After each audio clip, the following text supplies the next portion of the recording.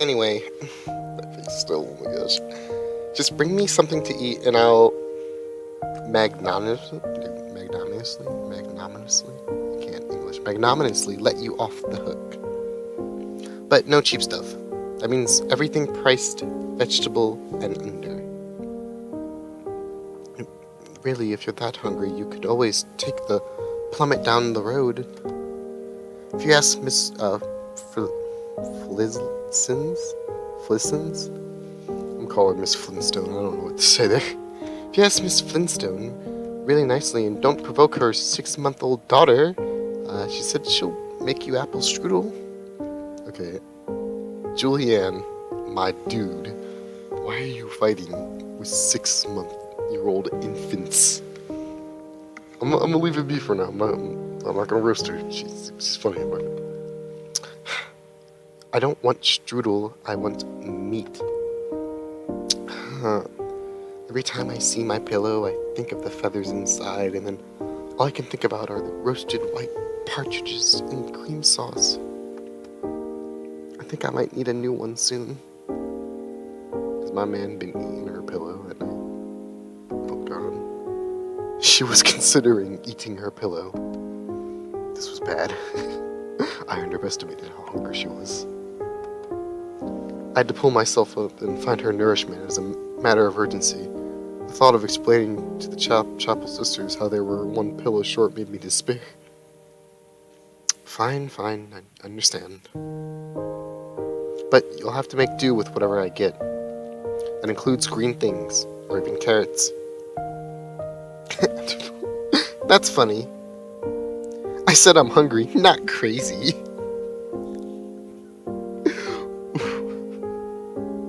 The savagery. If you want to make me eat a carrot, wait till I've been drifting on a raft long enough that I can mistake it for something edible. Oh my god. It doesn't hurt to chew the occasional vegetable, does it? It hurts my sense of taste. She always managed to sound so aggrieved whenever I tried staving off her inevitable anemia. At this point, I had to wonder how much of her pale skin came down to despising sunshine or just the atrocious diet.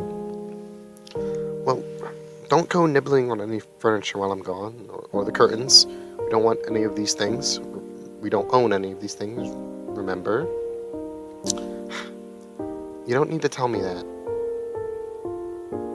I have standards, you know.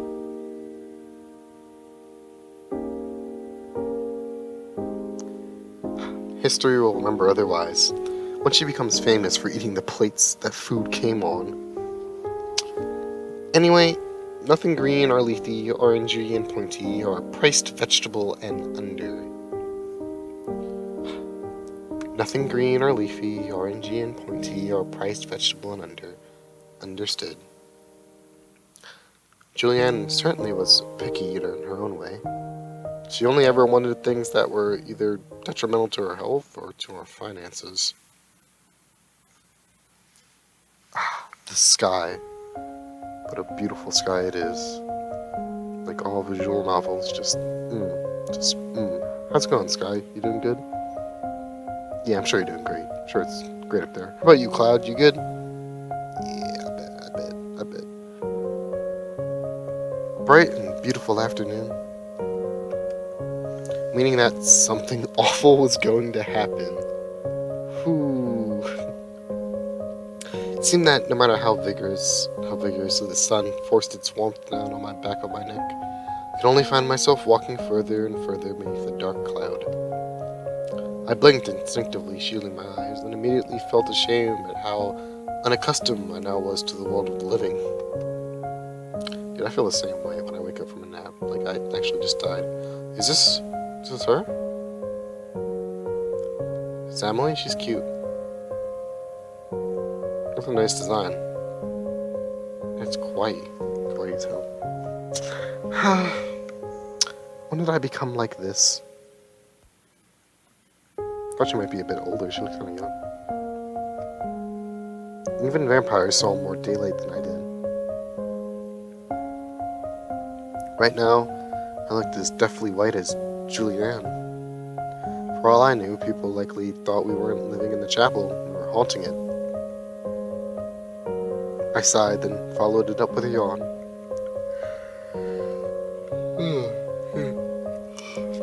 Damn it, they got me. Someone said the word yawn. Well, hope I didn't make anyone out there in the audience yawn. That'd be a shame if I did. Oh, snap. I went forward by mistake.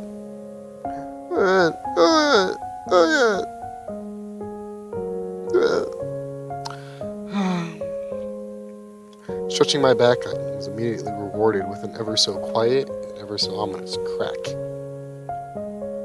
It felt like the imaginary weight pushing down on me had increased until my knees were almost buckling. I wanted to weep. Listless eyes, pale skin, creaking bones. My mother always wondered why I never had any interesting news to share with her. ... Somewhere in the near distance, I can hear the sounds of laughing children encroaching on Julianne's territory. Oh my gosh. I needed to quietly shoo them away before I headed to the market. Everyone's out playing today. If only that girl would spend more time outdoors. Outdoors, I wouldn't be such a hermit. Well, there was nothing more to it. It was time to get to work.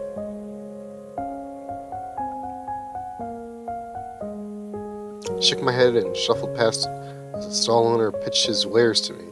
Hey kid, wanna buy some drugs? We got the good shit over here. Just saying, it's good. It's good. We're selling scenic backdrops. Yeah, look, they're still images too, aren't they nice? Yeah, I know you want some of this. Yeah, come buy it. Yeah, where you going? Wait, come back. For the most part, the calls of the merchant simply flew over me now. Yeah, I know, when you're living in a visual novel, you don't want to buy the backdrops anymore, I feel you. He's just yelling. They're like, wait up. Come on, we got a beach. We got the stars. Come on, we got all the nice scenic stale image backgrounds for your visual novel needs. Come on. Before, I'd been so overwhelmed by the relentless attention that I'd pushed into buying anything and everything, but now the many sights, sounds, and aromas of this busy part had long lost their hold over me. And the only times I enjoyed the outside was to fulfill Julianne's wishes for a 3-course meal to be made available at every hour of every day. Even the most bustling markets felt as empty to me as my daily routine. But what could I do? This was what she demanded, and this was what my role was. I couldn't complain, and that I wasn't warned repeatedly about what to expect. At least I could console myself with the fact that she never asked me to do anything criminal. As long as it was just her constant peckiness that needed attending to, I could be reduced to an errand girl and no more. Still, I at least managed to glean some valuable life skills from this invaluable? I can't English. Because of Julianne, survival on a budget was a talent I'd recently acquired. While I never once treated money with flippancy, I was rarely required to time my excursions outside to coincide with the falling price of perishable goods. That's smart shopping, you know. Past midday was best, but then what remained of the day's catches were the leftovers either too small or too whiffy to appear plateable. It was all the same to Julianne, though. If it could be charred beyond recognition and poked with a stick, then she devoured it without prejudice. I buried another sigh into the ground before peering around at all the food stalls. Oi! Is that a man or... Oi, you!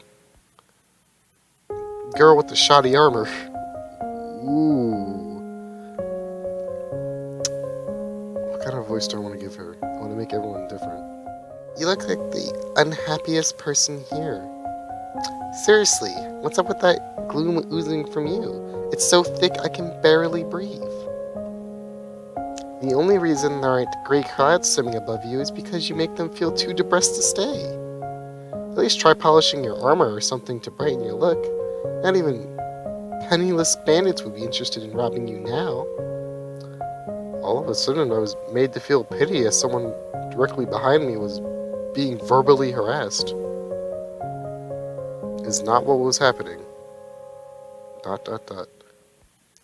Oh, she was saying, like, she essentially just said, like, I know this bitch ain't talking to me. Oh my gosh. Excuse me, are you talking to me? Uh, yeah, you.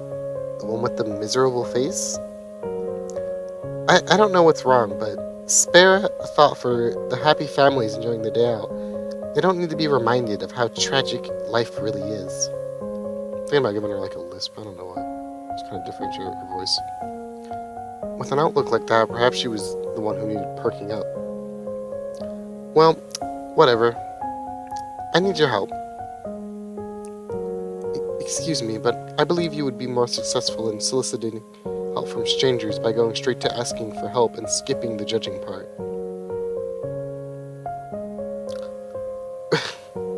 She does not care. She's just... okay, thanks. Have you seen this woman? Ah, just what I wanted. A wad of paper shoved into my face. Asking for help was certainly more aggressive these days than how I remember it used to be. Yeah, back in my day, you just walked up to people and you asked them a question without roasting the shit out of them first, but now, I guess it's just how it is. A lot has changed since I last went outside. Whew, same. A woman, oh. I swallowed back a choke of recognition. It was a sketch portrait of a girl, one whom I had the terrible misfortune of knowing. Was it Julianne? This was awful. The only people worse than the girl in the sketch were the ones sent to give chase to her. No, wait. There's no need to panic. I simply had to put into action the contingency plan that I prepared for this very event, that our familiarity was discovered. Deny everything. That has to be like the best plan I think anyone could ever have. You know, just deny everything. Just everything. Nope. Didn't happen. Nope. Don't know her. I'm not gonna lie, that's how you get yourself out of a lot of trouble though. So, this woman. Have you seen her? Yes or no? Sorry these voices change a lot, guys. I don't know how to really do voices, and I don't know how to really stick to one. I'll try to ballpark them, like, around the same place, but...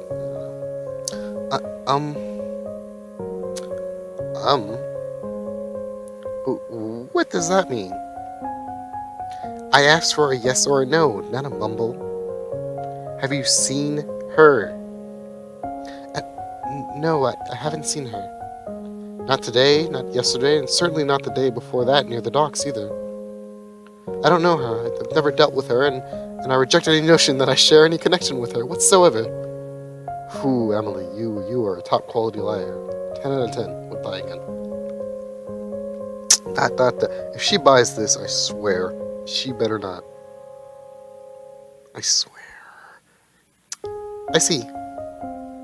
I swallowed a gulp of trepidation. I'm sure she saw it as well. Well, alright then. Uh-huh. You don't know her. Gotcha. In that case, sorry for the bother. Huh? That's it. Sure. Why wouldn't it be? Because something was clearly wrong with my counterfeit denials. Oh, right. Sorry. Before I leave, here, take this. ... question mark. What's this? A piece of cloth? A piece of cloth? It's a handkerchief. Never seen one before? They're amazing things, you know. They can dust and wipe and do all sorts of everyday magic. I've seen handkerchiefs before, yes. See, the way I'm thinking about it is I'm always going to try to have something like a British accent. I don't know, I can't really do accents either. I'm thinking like something like that, where her and other people don't matter because she's not the. Okay, no, stop. May I ask why you're handing me a handkerchief? No. The question should be, why are you handing me an enchanted handkerchief? I'm sorry. I can't tell if you're being serious or not. Of course I'm being serious. I purchased it at a world-famous bazaar. That thing's worth more than the rock this town was built on. Truthfully, I want to give you a hair comb too. Your hair looks like it's trying to escape from your royal helmet, but I don't carry any around with me. Is this pity? Is she giving us a handkerchief out of pity? Use the handkerchief in the chance you get, okay? It's better than wax polish for your metal armor. Bye-bye. Wait, I really don't want... I mean, that's not what I... Who are you? Thanks for the chat. Wait. Without turning her head, she disappeared into the crowd and slipped away before my hand could even reach out to stop her. Dots.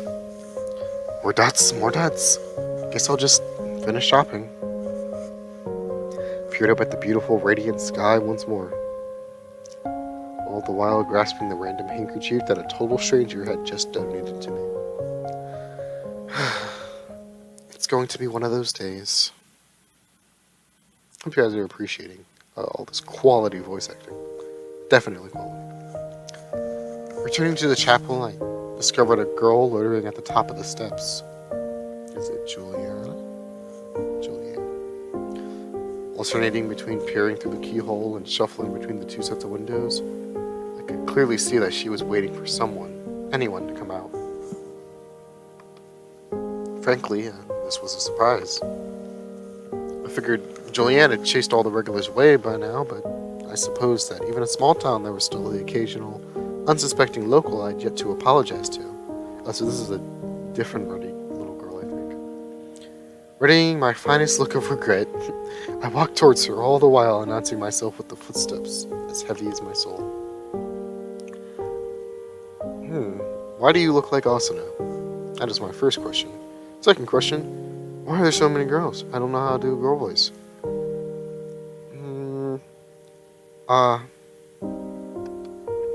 She swept around to face me before I even began climbing the steps.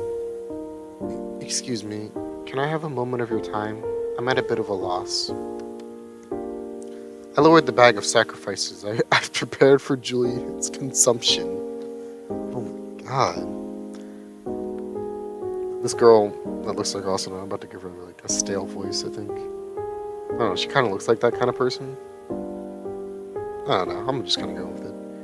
As ever, a single day's amount was so cumbersome that my arms wouldn't be able to survive the briefest of conversations while holding it. Of course. How may I help you? This is the town's chapel, isn't it? Or would there happen to be another one that I've missed? I see the accompanying bell tower.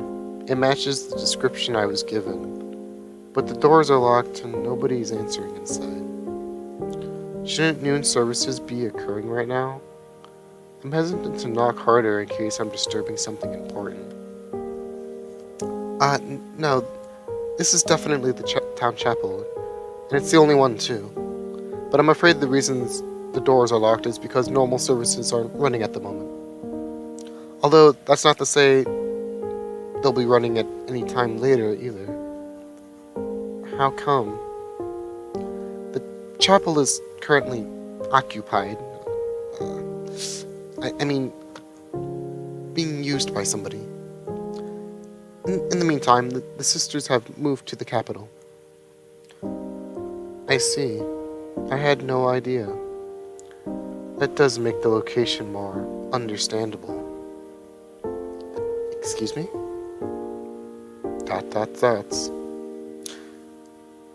If I may ask, are you about to enter? Those bags, are you here to provide a delivery of some kind? Well, both. I mean, yes, I'm heading inside. Although it's more than just a drop-off delivery, I'm a temporary resident here. Is that so? All of a sudden, I felt myself being clearly appraised. First, the girl examined my shoddy, unpolished armor. Second, my gloomy, frightening face. By any chance, would you happen to be Miss Pennywhistle? I hope it wasn't either of those things which gave me away. Yes, that would be me. So her name is Emily Pennywhistle. Interesting names. Then, when you say the chapel is currently occupied by a certain someone, will that happen to be a well-known juvenile sorceress? Yes. Unless you're seeking reimbursement, in which case, she's out right now. Huh? Reimbursement? Ah, I see. So they weren't just rumors after all. Rumors? What rumors? Which rumors? I like how it goes from what rumors to which rumors. Like yeah, I've heard them before. Which ones though are we talking about this time? The rumors that Julianne von Westerholtz boast a reputation for unimaginable calamity and serial delinquency. Unimaginable calamity and serial delinquency? Is that all? All? Why, is that reputation not enough for a 12-year-old girl? Well, for her, if it's just calamity and delinquency, that would be a pleasant surprise. Then again, I suppose she has been behaving herself lately.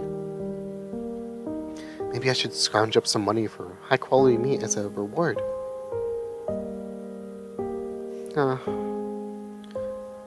If those traits can be considered an improvement on her usual behavior, I'm not sure I want to think about what she was like before. Well, there's no need to look so weary or terrified. After all, you can leave those emotions to me from now on. I'm not a debt collector or claimant. I'm Julianne's new tutor. Oh. Are you from the school? Or from that school? That school? Yes. I've been dispatched from the Royal Lambier Academy. Oh, right. The Academy. I'm sorry. Sorry. I'm sorry. Sorry? Julianne refuses to call it by its proper name. I might have picked up the habit. Is that so? Well, it's only fair. Since her name's been blacklisted by the Academy, I suppose she can only return the favor. Would you believe it? I had to spend an entire day just trying to coax out the name of my supposed student. Apparently, she doesn't have the most fans in the world. What did she do to get her name blacklisted? ...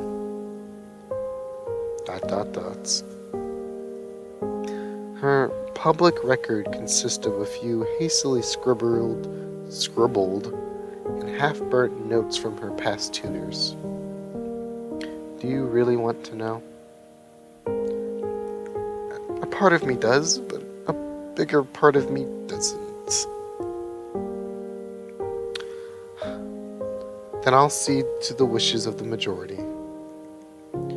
In any case, I'm here as the Academy's next sacrificial lamb. If the Calamity Princess is inside, may I introduce myself to my maker? So she was already resigned to her fate. Oh my god. These people come here ready to die. They're like, well, it's already over, I guess. With expectations that low, she may yet survive the night. Of course. But we weren't expecting you for another week. Was there a change in the scheduling? No, I opted to arrive early. Frankly, I'm not sure why a tutor was pinned down to arrive so late in the first place, since it would mean Julianne would go almost an entire month without one. But when I asked the administrator in charge of the appointment, I was only told that it was a necessary precaution. Something about needing to be fully at peace before dealing with that blasted demon girl from the void. Well, Julianne has been known to be a handful. Yes, I've gathered as much. Frankly, if I don't see her spitting fire every hour of the day, I'll be disappointed. I really wish she wouldn't jinx herself like that. Regardless, I apologize if this disrupts any schedule Julianne had planned. I did request a message be sent beforehand, but it looks like it never arrived. It's okay. The only schedule that girl has or adheres to is her meal times. I'm not sure if she follows anything else that can be disrupted. I see. I'm looking forward to seeing Julianne for myself. I'm sure that more than a few of the rumors are false. Or rather, I hope they are. Well, I'm glad you're coming into this role with an open mind. The only letter I received said I should put all my faith in your teaching abilities. It listed some of your accomplishments. Professor Hazelin. I'm actually quite stunned. I expected someone far older. Hazeldine? Or Hazelden.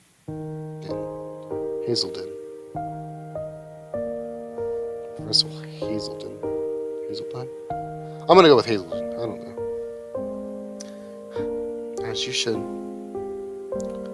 I'm sorry to disappoint you, but I'm not Professor Hazelden.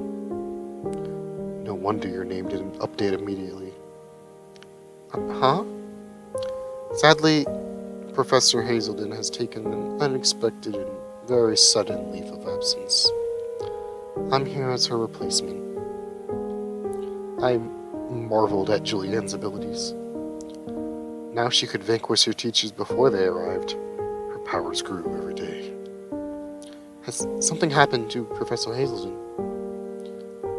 Yes, she's come down with an extreme case of trantism. Somehow, a very secure bookshelf landed specifically on her little toe, hours before she was due to set out. I hear it was quite the accident. Once again, I'm sorry if this disrupts any arrangements you prepared. If it helps, I'm only here in her place temporarily. Professor Hazelden will recover, no matter how much she claims otherwise. The matrons at the academy are quite exceptional. Oh, it's no trouble at all. You're the one who's traveled all the way here. The chapel isn't the best of shape, but please feel free to make yourself at home, Professor. I'm not a professor. I'm a researcher. And my name is Autumn. Oh, that's cool. She's a cute name. It's quite fitting for her. Apologies. I should have introduced myself at the beginning. I'm not used to long journeys. It's fine. I'm Emily, as you know. And as you also know, on top of that, I'm not a professor either. Or a researcher. I'm Julianne's guardian. It's a pleasure to meet you, Autumn. Yes, same. My warmest regards, Emily. Thank you for rescuing me from the steps of this chapel just in time. Well, if the person inside actually bothered answering the door, she wouldn't need rescuing at all. Now, shall we head on inside? It's been a tiring trip from the capital, but I'd like to meet my student before having my room and board settled up. Of course, I'll show you to her. Although, may I ask why a researcher is here instead of another professor? Dot dot dot. Classes would be very slow if every professor had to hobble around with his broken toe.